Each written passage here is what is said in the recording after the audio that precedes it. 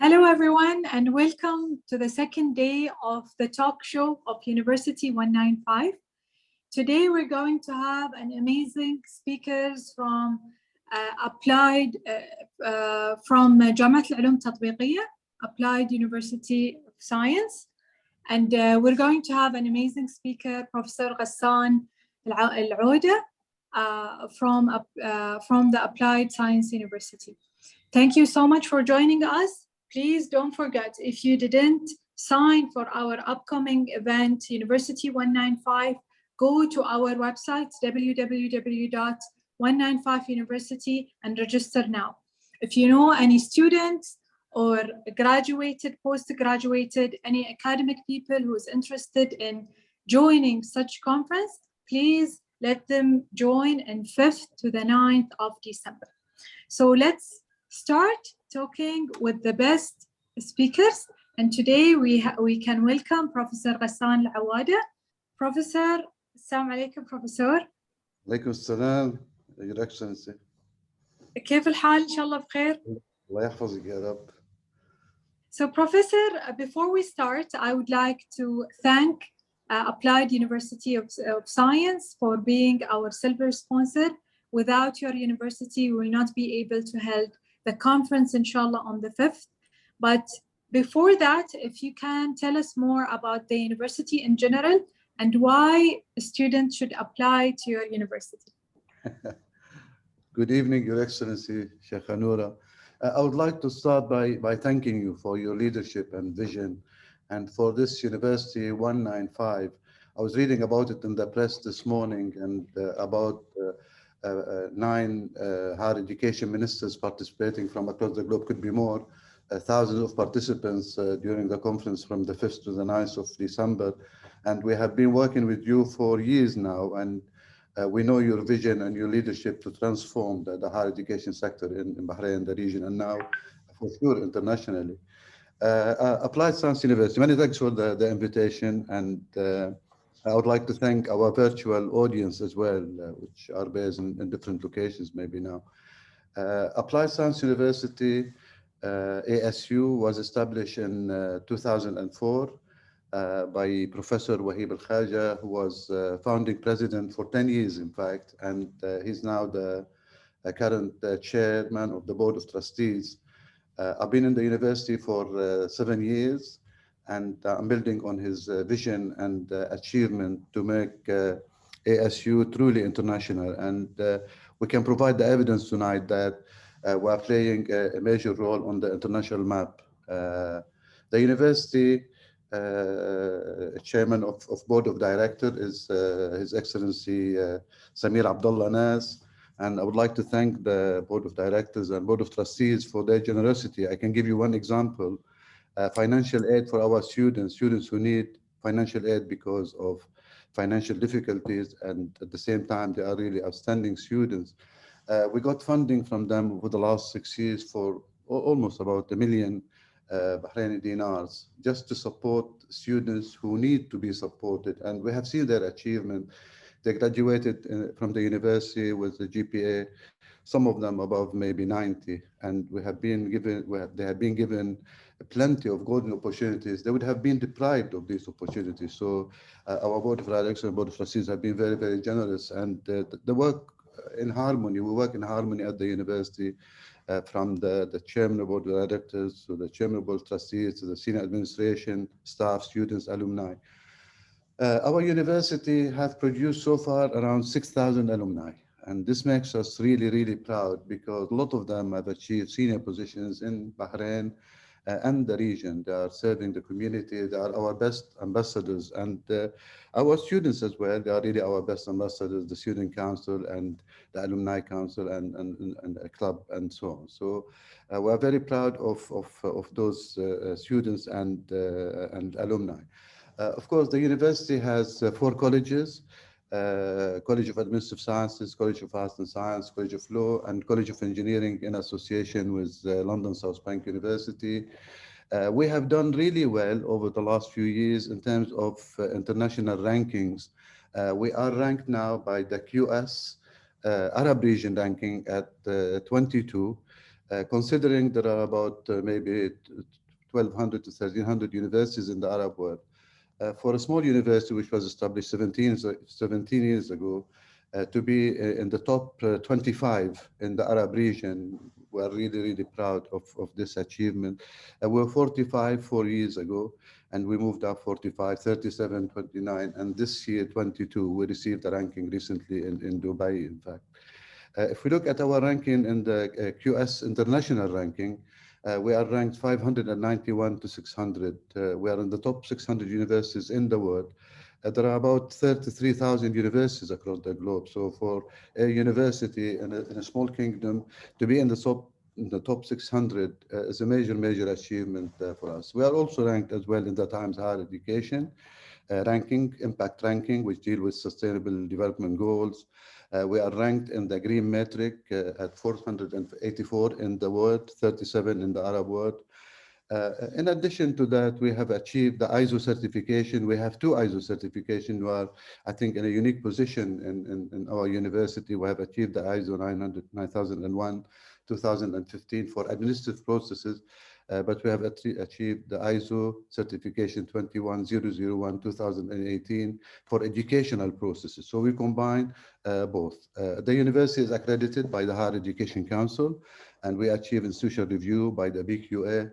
And I would like to thank here really the Supreme Council for the Development of Education and Training, the Ministry of Education, the Higher Education Council, the Secretary General of the Higher Education Council, and the BQA for the great efforts to help us achieve really well as a university. In addition to these achievements, of course, we have an accredited center by the Higher Education Academy in the UK. It's called now Advanced HE. About 100 of our staff are associate fellows, senior fellows, or principal fellows of the Higher Education Academy. This Higher Education Academy is based in the UK, and to be among the best in the world, it showed the quality of our staff and the delivery of top quality education in the university. Of course, we have a state-of-the-art campus, and we're very proud. Students have to live a campus experience. They have to go and sit outside and talk to each other and talk about clubs and events and functions and social events. And really our main aim, of course, we want to produce graduates with degrees. Degree is important, but it's not the end of the world. We want to produce graduates who are capable, responsible citizens, leaders, people who can think properly, learn how to learn, in fact, be analytical, they have critical minds, they perform well in the marketplace. So we really focus on the applied nature. We are called Applied Science University, where we mix theory and practice, but we want really to produce graduates who are fit for the marketplace.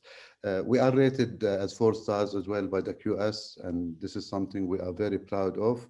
There are so many other achievements in terms of winning prizes for the best decorated campus in Bahrain in the educational sector by the capital government during National Day and Accession Day for the last 6 years, in fact. And so many of students have won prizes like Injaz. Some of our students won Company of the Year. They went to represent us in Oman, to represent the kingdom. Fortunately, they got, I think, 2nd place. And but this showed the quality of the university. And we're very proud of our achievement and the transformation we have done in a sector which is relatively young. But I think Bahrain should be proud of the development in the higher education sector. And we are trying to raise the profile of the kingdom internationally now. Professor, since you are talking about the students of the university, can you tell us more about the culture of the university for any student who would like to join Applied Science University? Yes, it's a very, very supportive culture. It's based around teamwork. You can see our staff here. Even during office hours, they go beyond the office hours to help our students. They spend more than what they are required to do as part of their office hours. It's a very, very supportive environment. We have fantastic campus, fantastic labs. I keep telling our students that you are here to learn, to live an experience. I mean, unfortunately, during Corona, some of our students across the globe, in fact, have been deprived of the opportunity to live the campus experience. But now, thanks God, thanks to the effort of His Royal Highness, the Crown Prince and Prime Minister for almost trying to conquer maybe Corona, and the cases have gone down now. So this year, this semester, we have given our students the choice to attend on campus or study online, and some of them have decided to come back and study on campus. Of course, as part of the student life, we have Deanship of Student Affairs with all the support of our students, our student council. They are so active. We have election next week, in fact, for the new student council.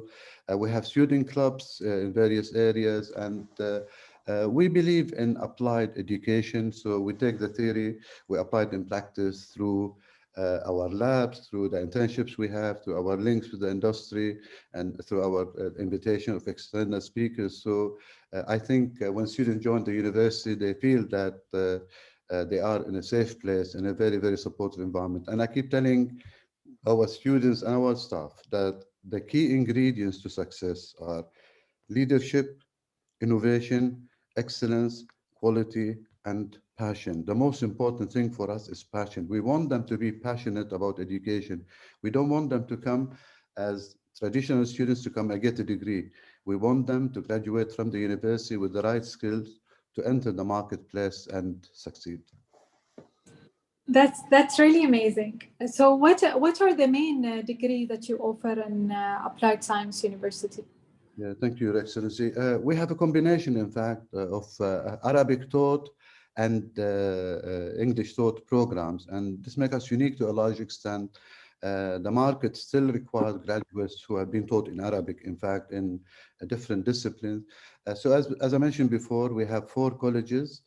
We have the College of Administrative Sciences. We have 5 undergraduate programs and 3 postgraduate programs. We have undergraduate programs in business administration, accounting, accounting and finance, management of information system, and political science. And we have masters in human resource management, MBA, and accounting and finance. We have in the College of Law 3 programs: Bachelor in Law and Master in Law and Commercial Law. In the College of Arts and Science, we have Bachelor in Computer Science, Bachelor in Interior Design, and Bachelor in Graphic Design.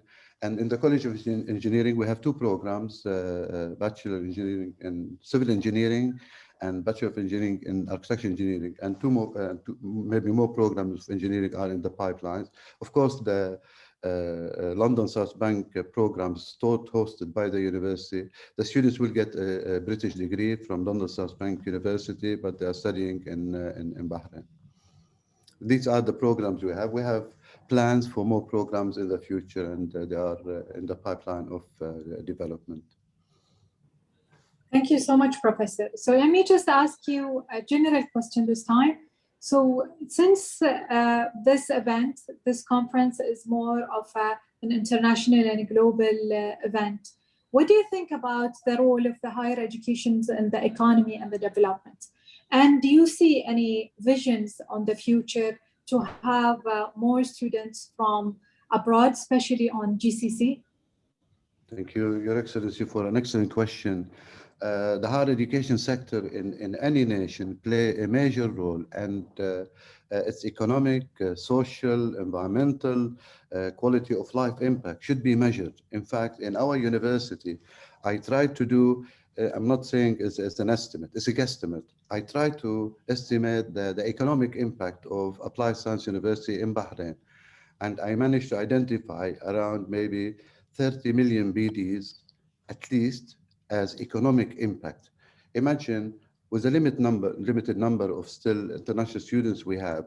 But if you look at nations, if you take the United States or United Kingdom or Australia and measure the impact, the economic impact of having international students in the United States, I think they bring more than $50 billion a year. Because when you have an international students, they have their family who will visit them. They have to hire a car. They have to go to a restaurant. They have to. So you can see that it's an economic engine, in fact.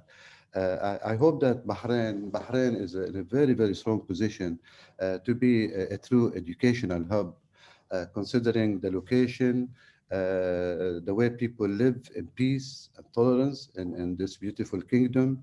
In addition to the quality of education, I mean, most of our universities, maybe all of them now, are accredited by the Higher Education Council. They should be recognized at regional and international level for sure. We have been ranked in top ranking positions in the world, and you will get ranked in international rankings if you do really well. So this is a reflection of the good quality of education delivered by ASU and many universities in Bahrain. Universities will definitely create big economic, social, environmental, as I mentioned before, health impact. And we have seen what happened during COVID and the way the health sector has reacted to this pandemic, and how the rest of the world, Europe and the United States, they're still suffering, and thanks God in this region, because of the way the rules have applied and the innovation, introducing the traffic light system and other systems. Universities can play a major role, whether in health-related subjects or any subject. And people should measure, really, it's the measurement of the economic impact which will give value to education. I remember when I was in the UK, they had the research excellence framework, and they used to rely on three measures: the publications, the infrastructure, and the impact. How much impact your research is creating. And I tried in our university to measure the impact of our education, of our research on the community and businesses by creating opportunities for graduates, employing people, using supply chains to have supplies to our university. It's important. It's a very important question. I think we can create more impact by measuring it and proving to the world that Bahrain is a very strong position to attract students. I'd like to thank here the new Secretary General of the Higher Education Council, Her Excellency Sheikha Dr. Rana, who is taking this matter really seriously to make sure that Bahrain is a knowledge hub. It's part of the strategy of the Higher Education Council 2014-2024. It's part of Vision 2030. So we should be able to do it collectively. When we work together collectively as government, private sector, public sector, universities, we can achieve a lot together. And your role, Your Excellency, in MedPoint, and what you are trying to do by raising the profile of our universities internationally now, and not just locally or regionally, you play a major role, because people then would say, my God, I'll tell you one thing. In the last maybe few months or year or two, I've attended at least more than 10 international panels. I was a panelist, because people want to learn about the educational sector in Bahrain, the way Bahrain has reacted to the pandemic, and they were really impressed. They want to learn about the Bahrain experience. Those people in the West, in the States, in UK and Australia, and we're very proud to be raising the United the Kingdom profile internationally. That's really amazing, and that's what we are trying to do, especially in joining forces, private sectors with government sectors. I believe we can do a wonderland. And I would like to thank Minister of Education for all their support, as this initiative is under the umbrella of Minister of Education. And on top of them, His Excellency Dr. Majid bin Ali Naimi for supporting us on this initiative, and definitely all the people who's working on Ministry of Education and in higher education for supporting us and making this event come true. So before I move to the question and answer, there's a lot of people is asking questions. Unfortunately, we can take only one question. So I'm going to ask about what are the specialization that will increase in demand of the future, since we are changing every day and things are changing with COVID, and we are seeing a lot of things are changing. Definitely, there will be increase in demand of different degree on the future. What is the plan for your university, and what are we expecting on the future on this field? Thank you, Your Excellency, for an excellent question once again. I would like also to thank His Excellency, the Minister of Education, of course, for all the great support he has given us over the years. As for the future, of course, I mean, as part of the higher education strategy, the emphasis was a few years back on STEM as well, science, technology, engineering, and math. And when people start talking recently about artificial intelligence and cloud computing and Internet of Things and etc., I must admit, I mean, the Higher Education Council told us a few years back, even before COVID, before pandemic, that STEM subjects would become really, really popular and important for us because it could be sort of innovation and an opportunity for entrepreneurship because we want our students to be entrepreneurs. So but let's not be carried away with everybody is talking about AI and the technology. Of course, there will be development in technology, but let's look at the national priorities. If you look at health or ICT or financial services or energy and other areas, construction and the rest, we have to make sure that we want to produce graduates. We need the technologists. We need the futuristic people who look after technology.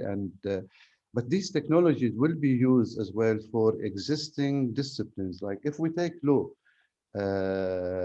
if we take political science, you can still use artificial intelligence to look at cases in law to identify them. So you can embed technology in all your program in political science. By the way, we are the only university which has political science in Bahrain, and you can embed technology in these programs. So I see a new development in programs related to ICT in particular, robotics, data sciences, Internet of Things, artificial intelligence, virtual augmented reality. There will be new development in energy-related courses, environmental issues, and so on. But this doesn't mean that disciplines like law or political science or business administration or IT, they will always be there in every, and arts and science in every single nation. If you look at the West even, they have STEM subjects, but still the emphasis because you need the technologists, you need the futurologists maybe, but you need the people who can do the analysis the graduate of law or political science, they have an analytical mind and they can work in different disciplines. A lawyer can work as a judge, as a lawyer, as a solicitor, because it could be legal advisor. You could have the same with political science. Those people have different mindset, different skills, which could be used in any organization. There are some opportunities for the future in terms of technologies and energy. But the existing programs, there's still be big demand for them, and especially when we become a knowledge hub, you will see people from the region coming to study in Bahrain in discipline. I mean, some people prefer to study in Arabic. Our law program, political science programs are in Arabic, and we have a program, business administration. They recruit the highest number of students in the university. It showed that still programs taught in Arabic, they still have a big market because the marketplace wants them. Thank you so much, Professor. Times fly. So before we conclude this sessions, as you all know, this is a talk show before our upcoming amazing big event for University 195 conference. It's going to be from 5th to the 9th of December. Please save the date. And if you didn't register yet, please go to www.university195university.com. You're going to see it on the chat below. Before we conclude these sessions, I'm going to take one questions actually. So there's a lot of people are interacting. So I'm going to take one questions from Sajid Khan. Do you have any industrial chair to get the feedback from local industries? Yes, I mean, the feedback we get through our program advisory boards. Every program, every academic program in the university have a program advisory board chaired by somebody from industry. And this board meets every semester, and they tend to look at our curriculum, see whether the program is still fit for the marketplace. They give us feedback about any new programs, any new development. Their role is really vital in driving these programs to be fit for purpose and suitable for the marketplace. They give us feedback all the time. We have all sorts of surveys. We do employer survey from employers to see how our graduates are feeling. We are doing. We do the alumni survey to see how our alumni industrialists, what they are doing and how well they are doing in the marketplace. We have a lot of industrial invited speakers to the university who tell us about what's happening. And this is very important question. It's really important to see the role of industry in driving the educational agenda, because you want to produce graduates who are just fit for the market. They can go and find a job and they can succeed. But we have to understand what the market needs from us. Let me go to one more question. There's a lot of interesting questions. So there's another question says, how you make sure graduated of university are well equipped to confront global challenges. Apart from quality teaching and learning, how you ensure to develop skills requirement to achieve Bahrain Vision 2030. These are two questions. I will close the chat so I don't take more questions for now.